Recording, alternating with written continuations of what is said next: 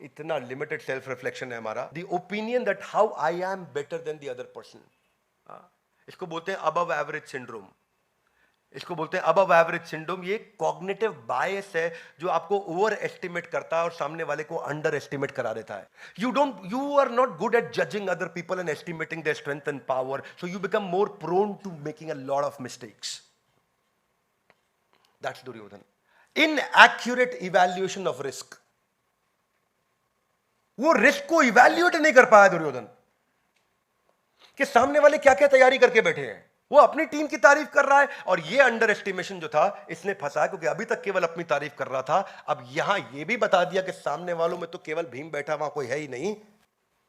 यही कारण है every second business is failing in first 5 years। Hey guys, one more time, every second business in India is failing in first 5 years। पहले 5 साल में हर दूसरा business जाके खत्म हो जाता है, यानी कि 50% बिजनेस पहले 5 साल में खत्म हो रहे हैं। जबकि पुराना डेटा क्या है 2016 का कि 90% बिजनेस हर 5 साल में खत्म हो जाते हैं। और वो क्यों है? क्योंकि आप राइवल्स को नहीं समझ रहे और कंज्यूमर को नहीं समझ रहे। देखिए ये एनालिसिस कैसे होता है। एक तो होता है इररेगुलर एनालिसिस।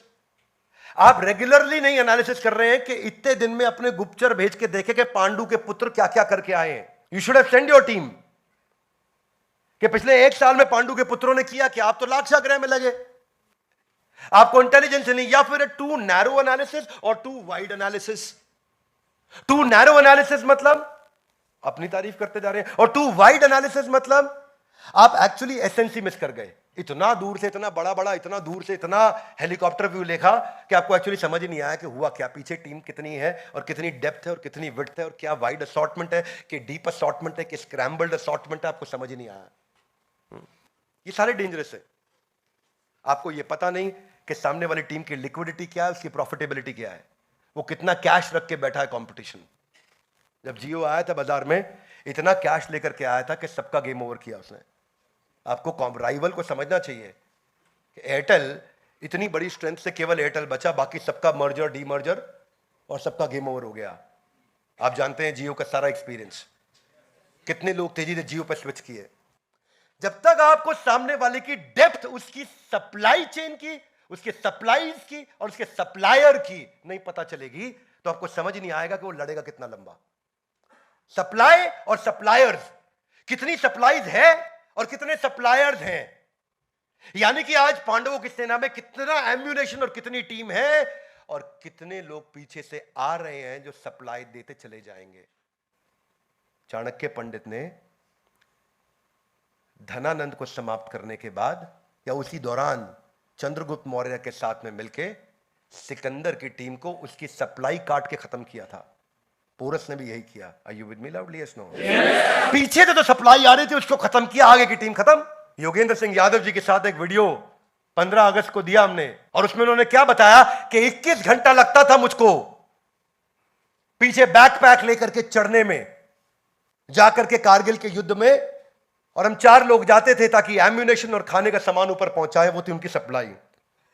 और हमेशा कंपटीशन देखता है कि सप्लायर और सप्लाईज को खत्म कर दो, इसका गेम ओवर हो जाएगा। यहां दुर्योधन लगा हुआ था कि मुझको हल्के में ले रहे हो आप। दुर्योधन बिल्कुल भटका हुआ था, वो समझ नहीं पा रहा था। ब्लॉकबस्टर, ये वो कंपनी थी 1985 से 2010 में जाके बैंकरप्ट हुई। मैसिव बिजनेस, वीडियो गेम और होम मूवी रेंटल्स के अंदर सबसे बड़ा जायंट था दुनिया का। आपकी जानकारी के लिए 85,000 एम्प्लॉय थे, 10,000 आउटलेट पे काम किया करते थे ब्लॉकबस्टर में। इतनी बड़ी ऑर्गेनाइजेशन थी ब्लॉकबस्टर। मूवी देखनी होती थी पहले, डीवीडी मिलती थी आपको, कैसेट मिलती थी, वीसीआर कैसेट लगाते थे, याद है आपको? टर्मिनेटर मूवी घर पे ला करके देखा करते थे हम। Enter the dragon, English movie India में नई नई लोगों ने देखनी शुरू करी थी उस समय। तो ब्लॉकबस्टर, इसके 10,000 स्टोर थे दुनिया भर के अंदर। 2004 में बता रहा हूं मैं आपको, अपने पीक के समय में। पर जो ट्रांजिशन डिजिटल मॉडल की तरफ चल रहा था वो नेटफ्लिक्स लेके आ रहा था। नेटफ्लिक्स सन 2000 में चालू कर चुका था कि डिजिटल तैयारी होगी आगे, क्योंकि इंटरनेट उस समय .com का जो बहुत तेजी के साथ जो ग्रोथ आ रहा था, उसको 96 से ये समझ रहा था, और उसको समझ आया कि आगे चल के मूवी लोग सीधा इंटरनेट से देखेंगे। सन 2000 में इसके पास ऑफर आई थी नेटफ्लिक्स को खरीदने की केवल $50 मिलियन में। एक हम कितने में? चिल्लड़ थे, चिल्लड़। इनके लिए $50 मिलियन। और आज वही नेटफ्लिक्स डिजिटल रेवोल्यूशन के कारण $101 बिलियन पे है, और ये भाई साहब 2010 में बैंकरप्ट होके गेम से बाहर हो गए। इसका भी एनरॉन हो गया। क्या हो गया? एनरॉन हो गया इसका भी। ये ट्रांजिशन को नहीं पहचान पाना। जनरल मोटर, भाई साहब जनरल मोटर कितने साल चली मालूम आपको दुनिया में? 101 साल चली। 1908 में आई थी, 2009 में बैंकरप्ट हुई। क्यों जनरल मोटर बैंकरप्ट हुई? क्योंकि वो नई टेक्नोलॉजी में पैसा ही नहीं लगाया उसने कभी। अमेरिकन कंपनी जायंट, इतना बड़ा जायंट, 100 साल से ज्यादा काम किया उसने, पर ब्लेटेंटली कंपटीशन को इग्नोर किया और नई टेक्नोलॉजी में इन्वेस्ट नहीं किया। और सबसे प्यारा उदाहरण जो आप सब जानते हैं, जिसकी आप रोज बात करते हैं, वो कौन था? नोकिया। क्यों नोकिया का गेम ओवर हुआ? सबसे बड़ा कारण क्या था? नोकिया को लगता था मेरी ब्रांड की रिकॉल बड़ी है, बस मैं लेट भी लाऊंगा मोबाइल चलेगा, लोग फिर भी मेरे पास आएंगे। जितने में नोकिया एक मोबाइल की पीपीटी तैयार करता था चाइना, उतने में 3 मोबाइल निकाल के ले आता था। और वो कारण है, एक बार पोजीशनिंग खराब हुई, आज वापस नोकिया को उठने में कितनी दिक्कत आ रही है, ये हम सब जानते हैं। Would you agree with me? Yes, no? बस ये जो है ना, ये जो फीलिंग है कि मेरा ओवर एस्टिमेट करना अपने आप को। नोकिया का बार बार स्टेटमेंट क्या आता था कि मेरे ब्रांड का रिकॉल वैल्यू इतना स्ट्रांग है, मैं मोबाइल लेट भी लेके आऊंगा तो लोग मेरा ही लेंगे। और उसी के कारण गेम ओवर हुआ। Ignoring to listen when it is most needed to listen. जिस समय सबसे ज्यादा जरूरी है सुनना, तब भी आप नहीं सुनने को तैयार हो रहे, तो क्या सुनोगे भैया? आपका भी एनरॉन हो जाएगा। Trying, you should listen to the truth when the truth is available, publicly available. ऐसे लोग क्या करते हैं? सेंटेंस कंप्लीट नहीं होने देते सामने वाले का, बीच में टोक के बोलते हैं, बीच में रोक के बोलते हैं। इनको ना कहते हैं सेल्फ हिप्नोटाइज्ड पीपल। ये सेल्फ हिप्नोटाइज्ड होते हैं। अब क्योंकि ये इतने सेल्फ हिप्नोटाइज्ड है, आप इनसे आर्ग्यूमेंट कर ही नहीं सकते।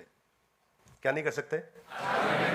तो इस अबव एवरेज सिंड्रोम से बाहर निकलने के लिए 2 चीजों का ध्यान रखना। You are not as good as you think you are, and they are not as poor as you think they are. आप इतने अच्छे नहीं हो जितना अपने आप को अच्छा समझते हो, और सामने वाला इतना कमजोर नहीं है जितना आप उसको कमजोर समझते हो। इसकी कम से कम तैयारी करके चलिए। इस दुर्योधन सिंड्रोम से बाहर कैसे आ जाए? लर्निंग करके। कैसे आ जाए? लर्निंग करके। रोज इन्वेस्ट करें अपने लर्निंग पे। दाया हाथ आगे लाइए, बोलिए आज से अपनी लर्निंग पे रोज समय लगाऊंगा। ये वचन लेना चाहिए हर इंसान को। ये वचन लेना चाहिए कि मैं ये वचन लूंगा, अपनी लर्निंग पर लगाऊंगा। किसी और को नहीं दे रहे हो भाई, अपने लिए कर रहे हो। शार्पनिंग द सॉ इसी को बोलते हैं। यही अब्राहम लिंकन बोलते थे, अगर मेरे को पेड़ काटने के लिए आरी दी जाएगी तो 8 घंटे में मैं 6 घंटा धार लगाऊंगा, और 2 घंटे में इतनी पेड़ काट दूंगा जितना कोई हिसाब नहीं जोड़ पाएगा, क्योंकि वो धार लगाना है। इसको क्या लगाना है? नहीं तो आप अपॉर्चुनिटीज को मिस कर जाओगे। एप्पल और माइक्रोसॉफ्ट इतने बड़े जगरनॉट्स बनते ही नहीं अगर स्टीव जॉब्स के पास उसका स्टीव वॉजनियाक नहीं होता, और बिल गेट्स के पास उसका अपना पॉल एलन नहीं होता। नहीं तो स्टीव जॉब्स ये बोल सकता था, अहंकार विमूढ़ आत्मा करता हमिति मन्यते, मैं ही सब कुछ हूं। नहीं बोला।